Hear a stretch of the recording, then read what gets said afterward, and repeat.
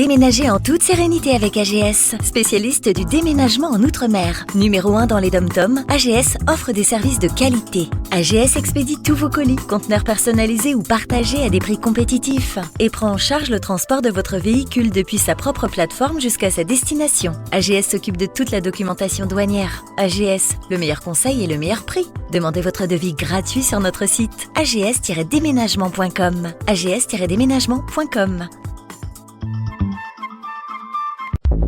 Martinique Actualité.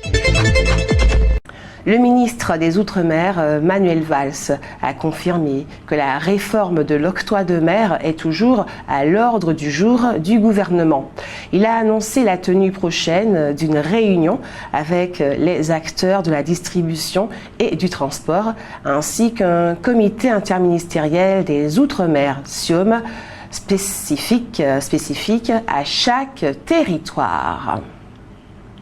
Johnny Ajar, ancien secrétaire général du Parti progressiste martiniquais, a annoncé sa démission dans un courrier en date du 24 mars.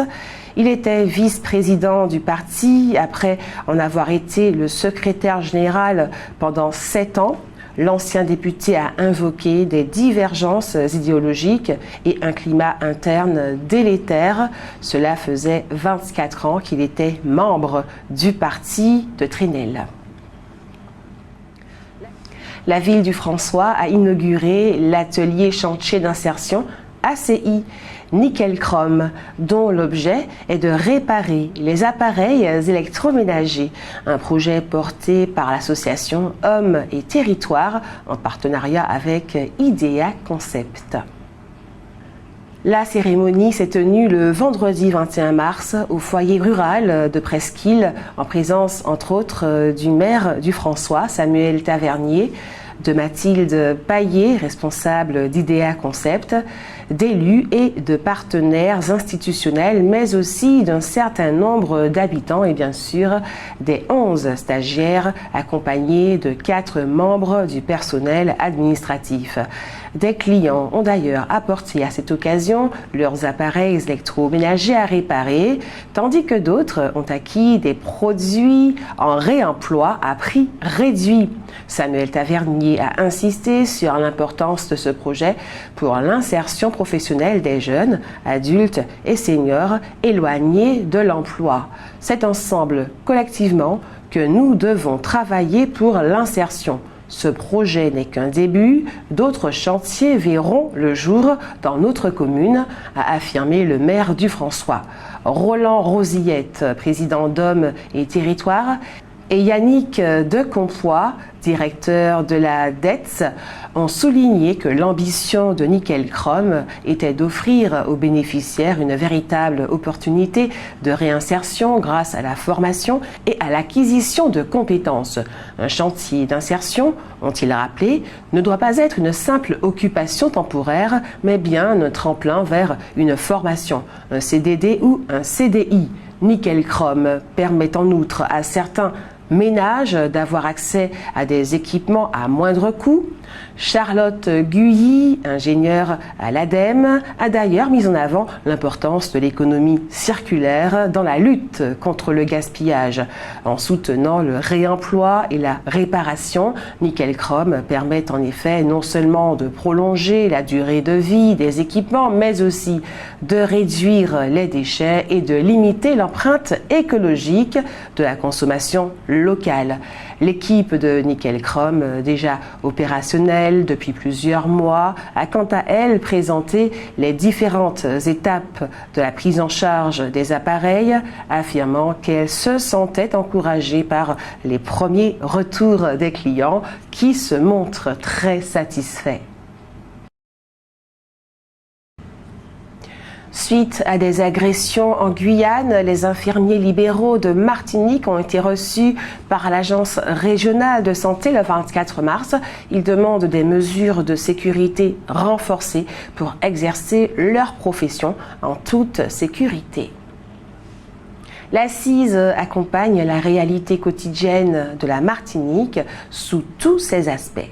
Depuis ce lundi 24 mars et jusqu'au 31 mars inclus, l'Assise Insertion Environnement organise une braderie solidaire exceptionnelle dans ses locaux de Fort-de-France, de Dillon, du François, de Rivière-Pilote et de Rivière-Salée. On y trouve vêtements et chaussures, linge de maison et produits de bazar à tout petit prix, dès 1 ou 2 euros. Et par ailleurs, pour la première fois, l'Assise Insertion Environnement participera à la seconde édition de Caribéa Fit Festival le 5 avril 2025 à l'hippodrome de Carrère.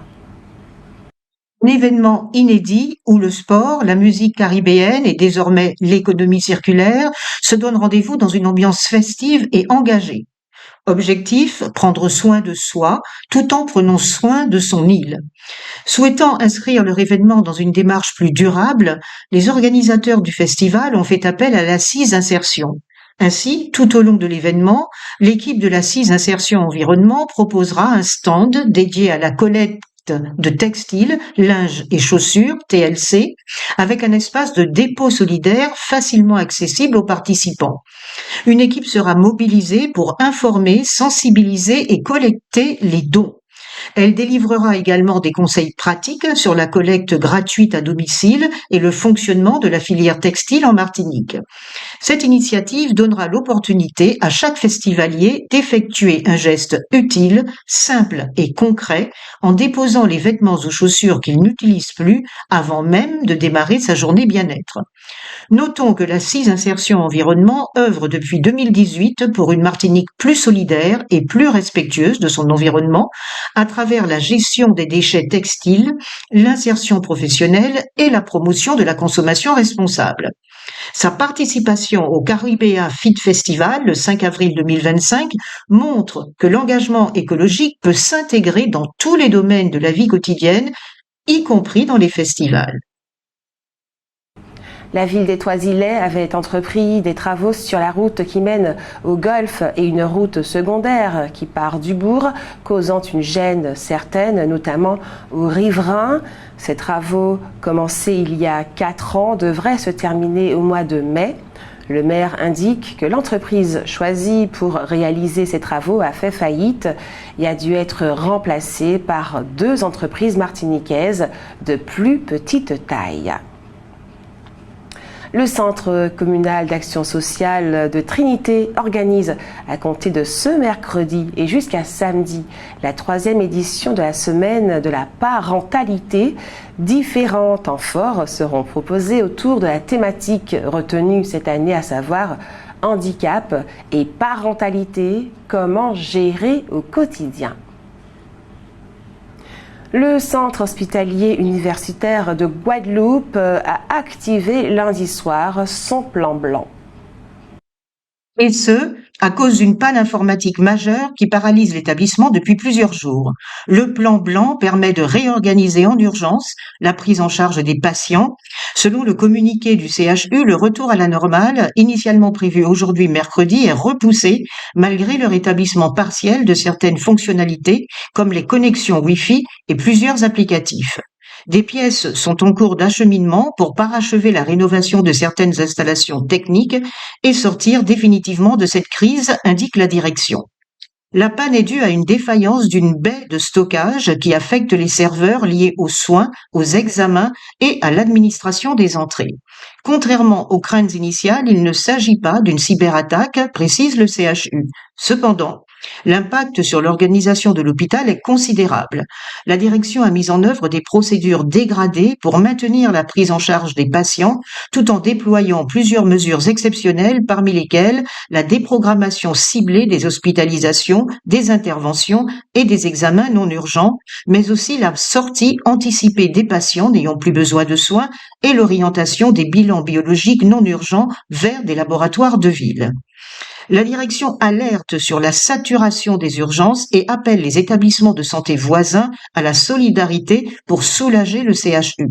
Elle invite aussi la population à la plus grande prudence à l'approche de la mi-carême, célébrée jeudi. Il est essentiel de ne pas surcharger davantage l'activité hospitalière. Manuel Valls a affirmé qu'au cours du CIOM, Comité interministériel des Outre-mer, qui devrait se dérouler dans les mois qui viennent, aucun sujet ne sera écarté, pas même celui de l'évolution institutionnelle.